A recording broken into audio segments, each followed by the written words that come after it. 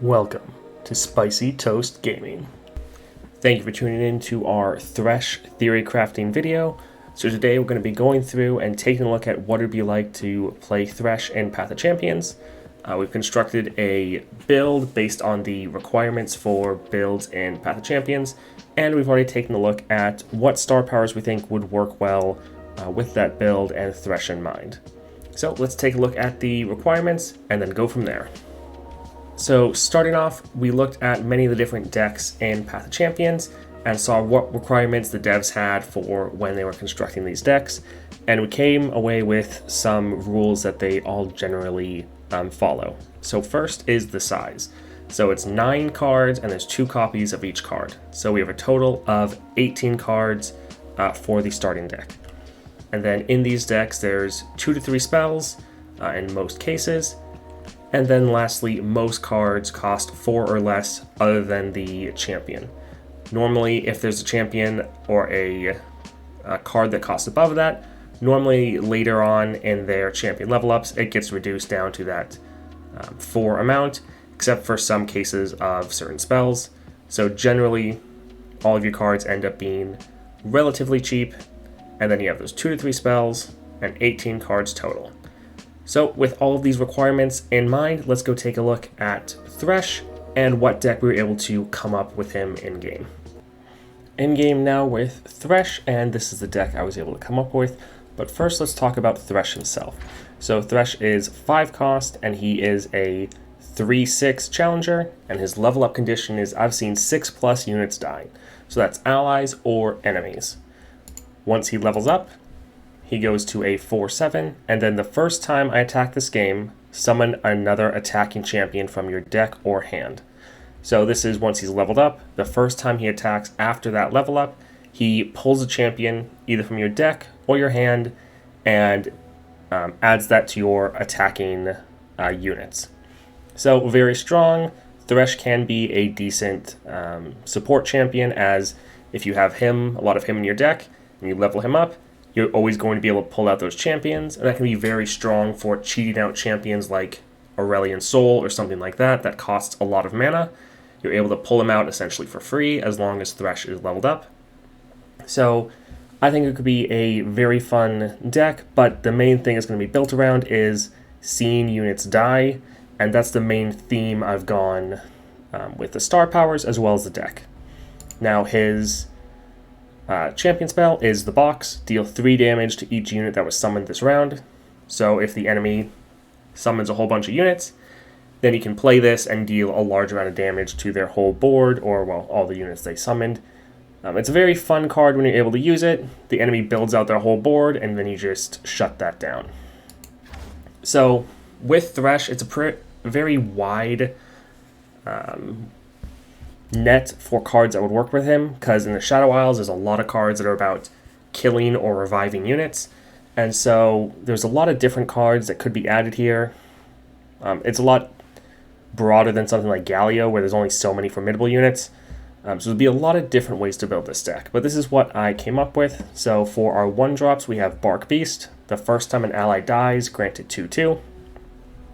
Allies are going to be dying all the time, so this is going to get that almost immediately. Warden's Prey, obviously that fits very well for Thresh, as if you look at splash art, Thresh is toying with him. Can't have Thresh deck without this. Last Breath, create another Last Breath follower that costs 3 or less, and it is another 1-drop. We have Cursed Keeper, Last Breath, summon a Escaped Abomination, which is right here, this 2/3/3, but this can't block. We have Glimpse Beyond, kill an ally to draw 2 as one of the spells. So very good to have, especially with Shadow Isles where you're fine with killing your units. And with Thresh more so, because you're wanting to kill your units for him to level up. So it'd be a very nice spell to have, especially in response to like an enemy spell that you're not going to be able to save your unit from if they're going to die anyways. Alright, let's just kill it and draw 2 cards.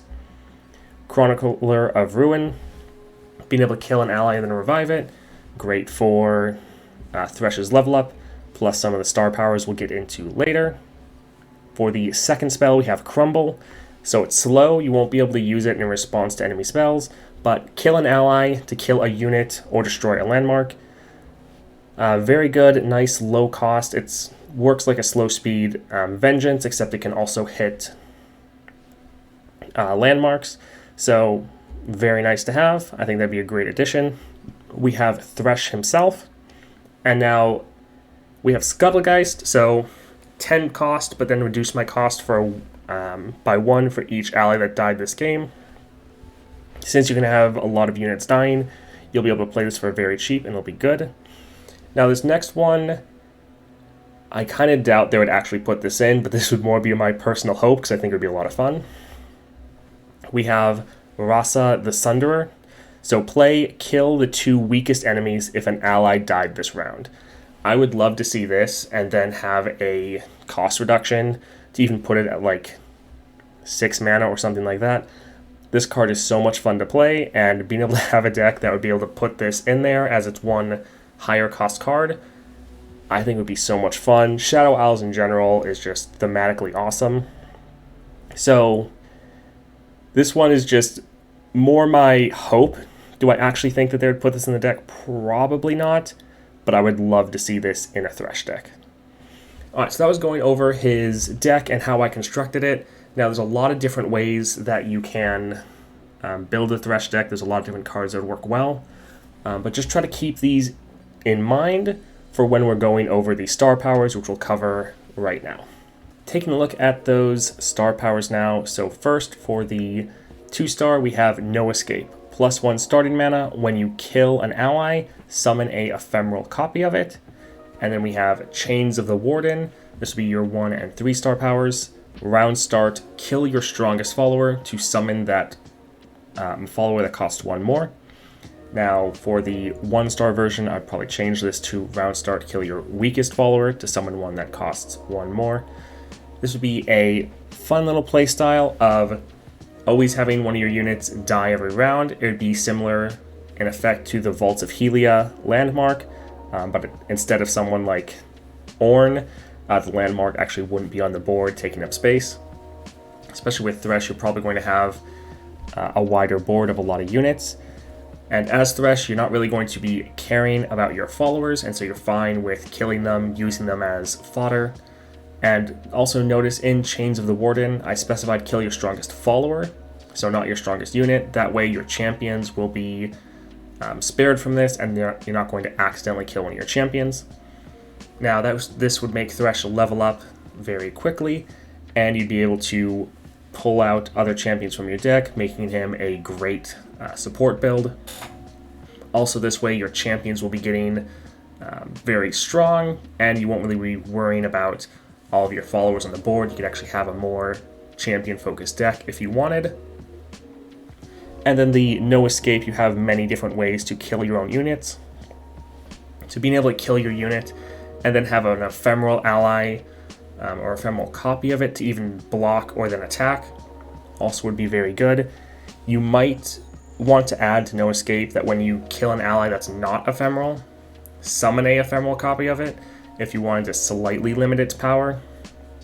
But even though this would be a very powerful deck, it still would be relatively slow. And so we do have decks like Jax, Diana, Teemo that are ending the game in the first 1 or 2 rounds. And so having a deck that is very strong but in the more mid-game doesn't really seem like a problem, at least in my opinion. I think this would give you a very fun playstyle, letting you kill and sacrifice your followers, and also getting that fun randomness of wondering what follower you're going to get when one of yours dies.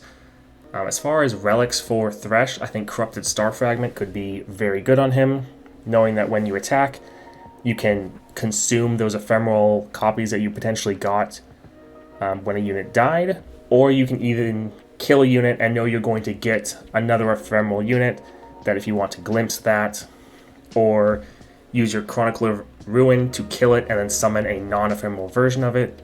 I think there'd be a lot of interesting ways you could take advantage of these star powers, and be a lot of depth to his playstyle. Probably the type of champion that is easy to learn but potentially hard to master. So this is what I thought of for a take on Thresh. Now, he is a very good foundation of, you could go a lot of different directions with Thresh.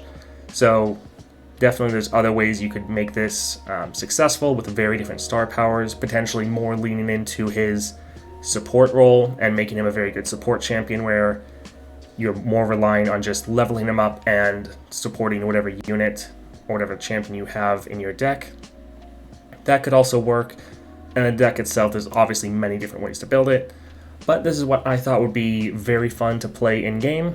Definitely let me know your thoughts on Thresh, the star powers I talked about, any star powers you think would work better on him, and if there's any champions you would want me to do a video like this on, let me know. These videos are a lot of fun to make, and if you enjoyed it, please like and subscribe. Hey, you made it to the end of the video. Thank you so much for watching that video all the way to the end. If you did enjoy it, please like and subscribe. We're putting out multiple videos every single day for Path of Champions content. So if that interests you, subscribe, hit that notification bell, and welcome to the channel. Have a great day.